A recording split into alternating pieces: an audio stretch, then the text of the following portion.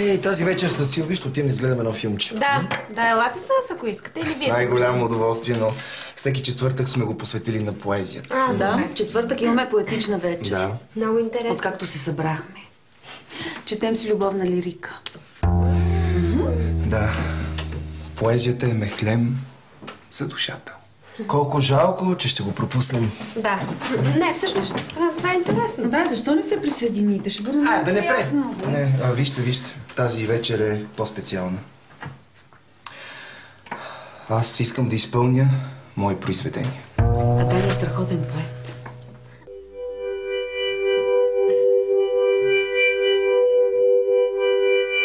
Като залез кървав ме ранява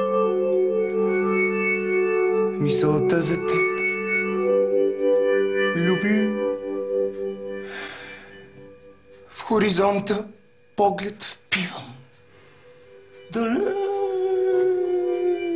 хоризонта покорили. Прочитам огнените думи.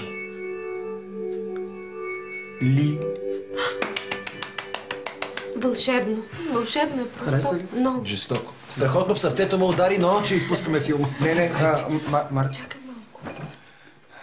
Моята поема "Водно цвете" е 27 страници. Това е само встъплението. Като Гларус.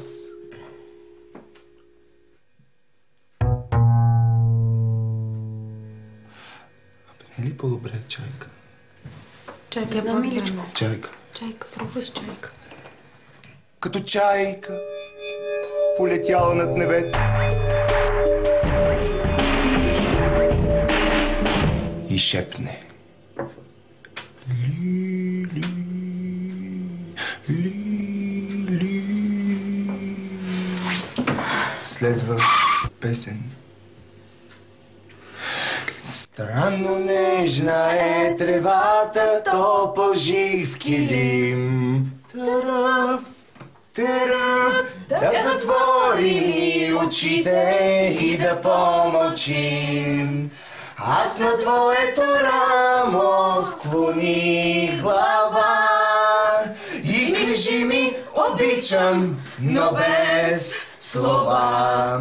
Тази нощ, само наша тя е, ще я помним ни до края.